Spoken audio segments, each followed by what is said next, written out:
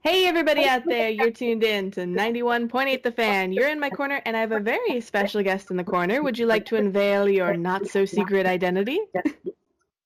Well, all right. I hope the Legion of Doom isn't listening, but my name is Landon McDonald, and I'm the voice actor. Well, welcome very much to, The Fan in the corner. It's always nice to have a new voice actor in the channel. I mean, we've been doing this for so many years. Sometimes it gets to a point where it's hard to pick out the new people. But yeah, I'm a greenhorn. I've only been at it for about a year now, doing it full time anyway. Congratulations. Yeah. Well, I have to ask thank you. The most basic of basic questions, which is what sparked your interest into acting? Well, let's see. I've always loved voiceover, but I never really considered it a viable career path until I moved out here for grad school, actually.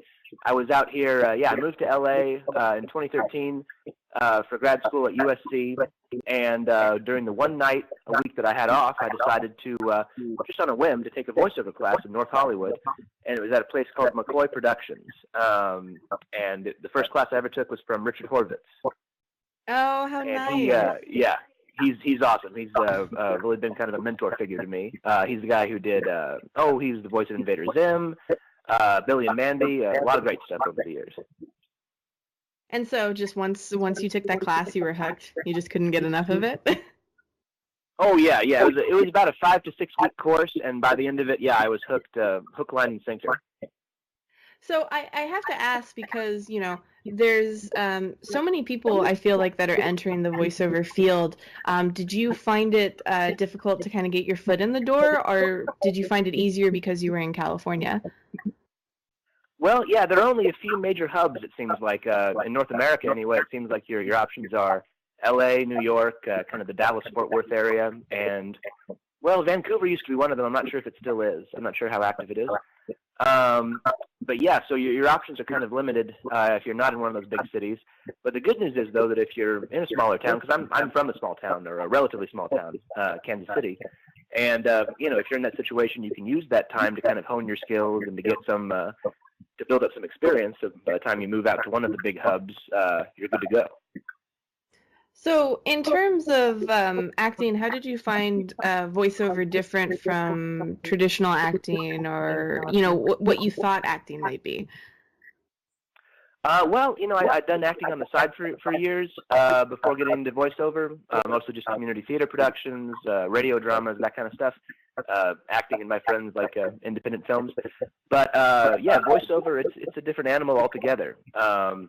Because it's weird. You're limited, but you're also really free in some ways. You can obviously, you're limited in terms of just using your voice, but you're freer in terms of actually getting to, to get over the, you can go way over the top in some cases. You can definitely do more character roles, and you don't have to worry about being typecast so much. It still happens.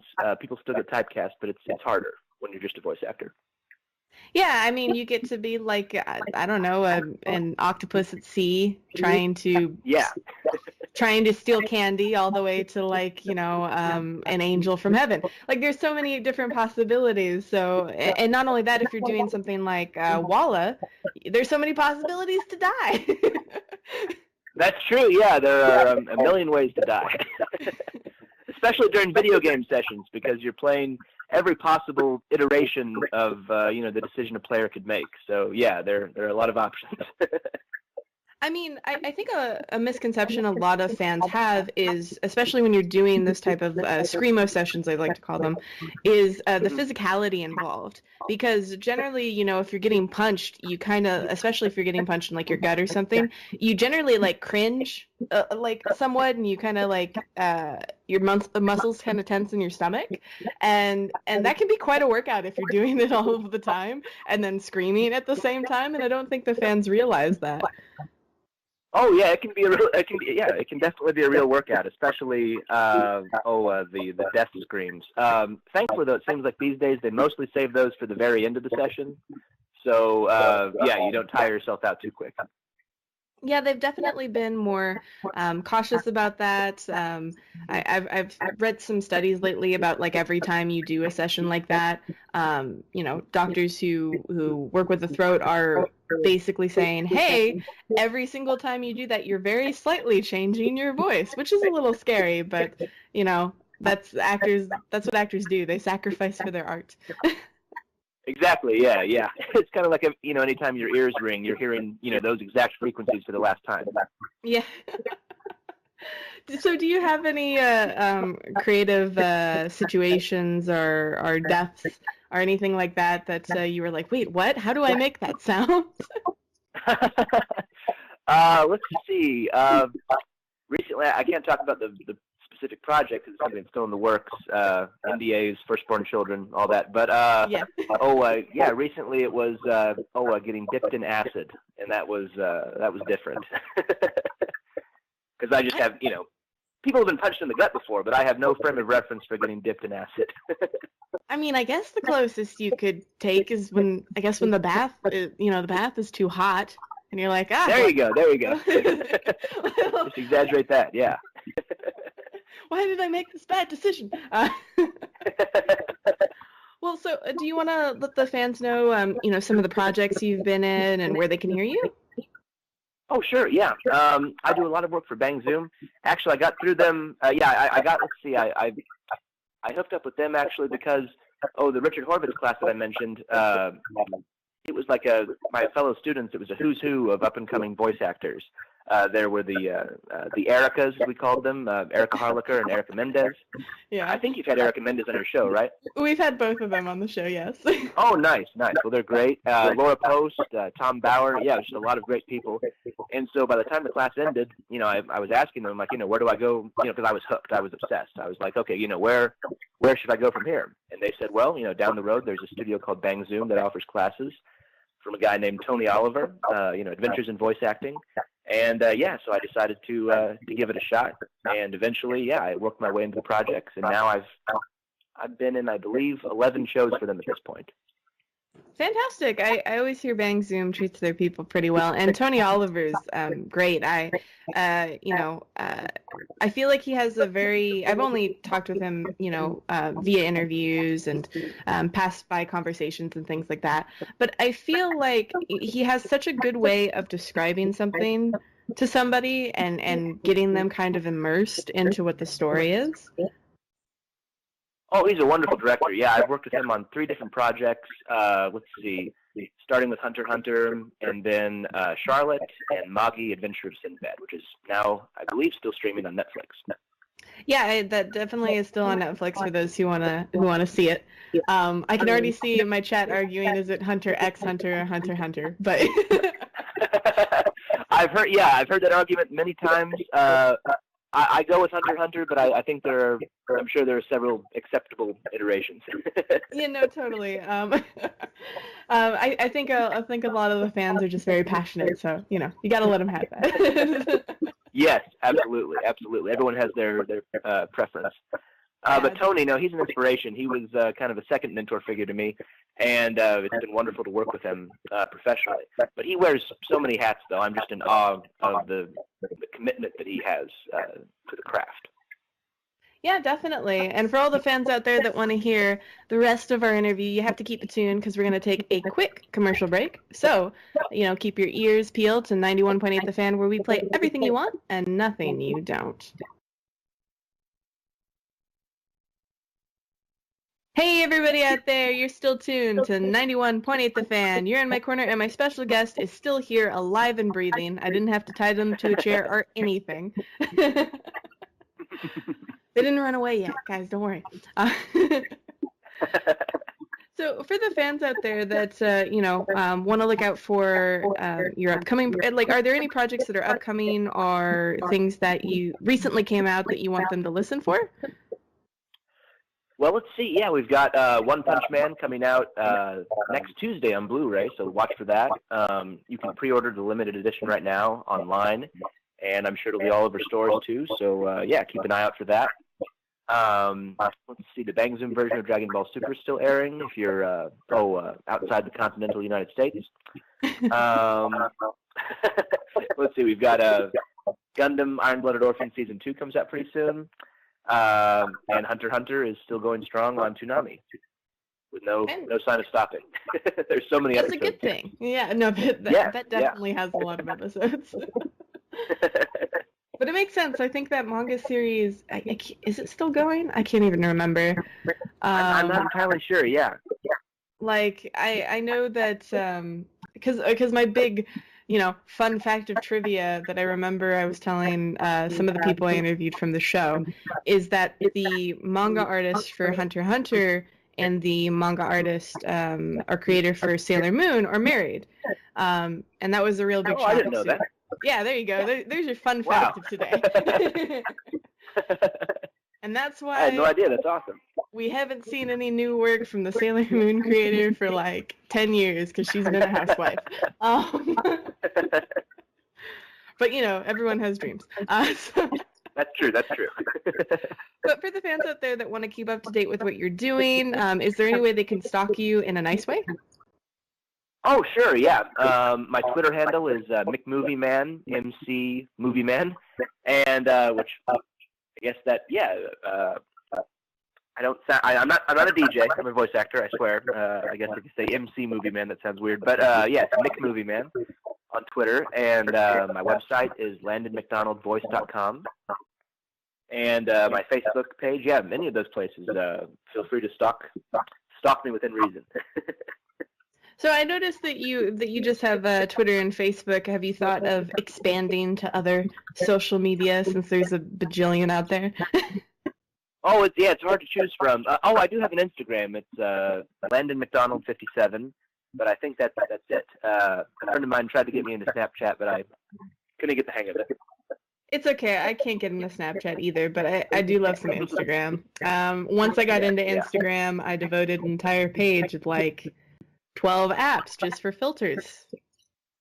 And, wow. Yeah, it just doesn't stop anymore. I don't know. I have a lot of fun just like messing around and seeing what like the different, like I have 2 for like collages, and I have 3 for collages, and then I have 2 for like a square picture.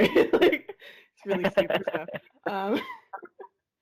But it's kind of like I like kind of video, or not video editing, but photo editing. So I find that Instagram is almost like a mini break to do it on the move, something to distract yourself. Oh yeah, exactly. It can be a distraction. It can also be kind of an addiction. Yeah, that too. I am probably a little bit closer to the other category, but I've picked my poison. Yeah. Yes. Well, so for the fans that want to get up close and personal while respecting personal bounds, guys, don't be creepy. Do you have any conventions that you're going to anytime soon? Yes, absolutely. We've got AX coming up this June. I'll be there as a Bang Zoom brand ambassador. I was there last year as well. Actually, the thing that got me started, on this crazy ride to begin with was the open auditions at Bang Zoom, or actually not at Bang Zoom. It was actually held at AX back in the summer of 2015. I got up in a crowded convention floor. They gave me the material, and do you guys know or have you heard about the open auditions? Yeah, I actually did it back in like 2009 when I was too young to probably do it. Like, I didn't have enough training to even try and do it, but I did it anyway.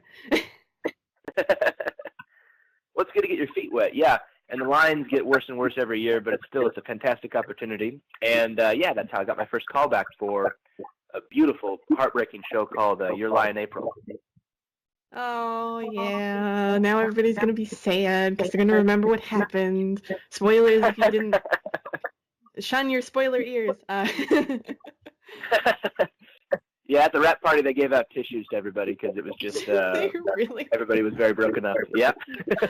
They actually have Your Lie in April brand, they have Your Lie in April brand tissues. I feel like I just would want to keep those. Like, just to have them. Yeah, I have them somewhere. I've tried not to run through them. That's hilarious. Well, fantastic. So the fans can, keep their eyes peeled at Anime Expo and maybe through the sea of people try and find you. I know that convention's crazy.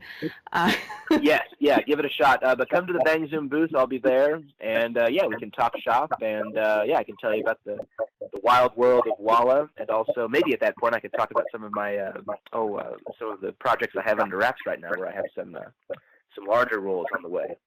oh, fantastic. Well, pre-congratulations. Obviously, you can't talk about it because the NDA ninjas are sitting on your shoulder, but, we understand. Oh, yeah. Well, since we're nearing the end of this interview, we actually have a 91.8 The Fan tradition, and I was wondering if you'd be willing to participate. Oh, of course, yeah. Oh, fantastic! You agreed without even knowing. I don't have a gun to my head. I swear. There's no laser pointing at my crotch. I'm good. So basically, what we ask if you'd be willing to do a radio bump for us, or say a line for us. And we do the takes live on air, and we do this whether you're a voice actor or not. Equal opportunity deal. Okay, yeah, sure. All right, fantastic. Then, if possible, we would like you to be able to say, hello, my name is, you insert your name, I do this, you can put whatever you want there. And you're tuned into 91.8 The Fan. All right, well, tell me when. You're all set to go. Hi, my name is Landon McDonald, and you're tuned in to 91.8 The Fan. You don't want to have anything that we can insert for the I do this? I do this. Let's see. Well, sure. Yeah, I'll just plug in the voice acting. Yeah, hi, my name is Landon McDonald, and I'm a voice actor, and you're tuned in to 91.8 The Fan. Perfect. Look at that. Like, you didn't even need an extra take. Everybody confuses the numbers, but you had it. Go you. Thank you. So, yeah, it's pretty good when voice actors can do that, because normally we don't have to memorize lines. So some of us are really bad at it. So for the fans out there, since we have to say goodbye, are there any words of wisdom, dating advice, predictions for the end of the world that you'd like to leave them with?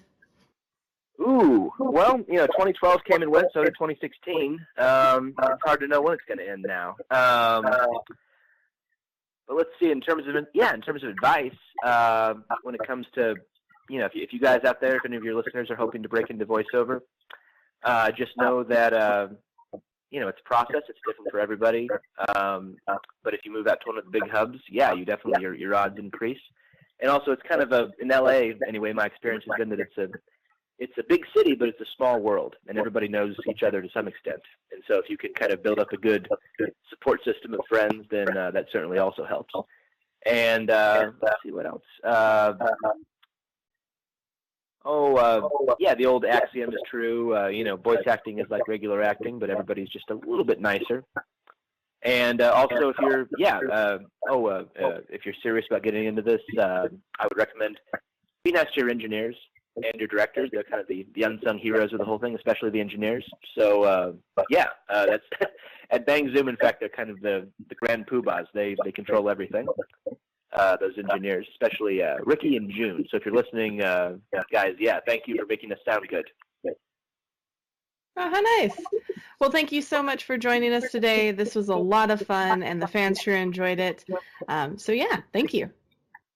Oh, well, my pleasure. My pleasure. Have you ever had engineers on the show? We would love to have more because they hide their contact information very well. Yes, yeah, that is true. So they're hard to track down sometimes, but I guarantee you, though, they've got the best war stories. I can imagine. But for any of the fans out there that missed any of this interview, don't sweat. You can find it on the website within the next few days, so keep your eyes peeled to 918thefan.com and your ears tuned to 91.8 The Fan, where we play everything you want and nothing you don't.